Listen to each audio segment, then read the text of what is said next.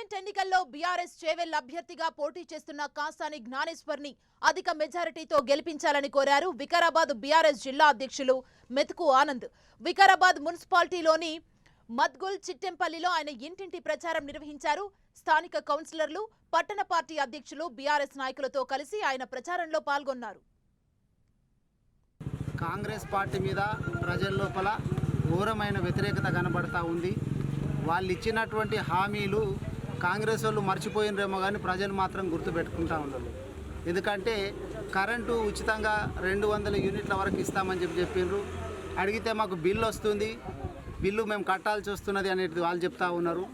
అట్లాగే రుణమాఫీ చేయనందుకు ఏమైందంటే బ్యాంకు వాళ్ళు వచ్చి నోటీసులు ఇస్తుండ్రట. మీరు రుణం కడతారా అని చెప్పి వాళ్ళు బెదిరిస్తుండ్రట. ఒకవేళ మీరు కట్టకపోతే మీ ఇంట్లో ఉన్నటువంటి సామాన్లో నీకు ఇంకోటి అర్రాస్ కూడా పెట్టాల్సి వస్తుందని కూడా చెప్తా ఉన్నారంట.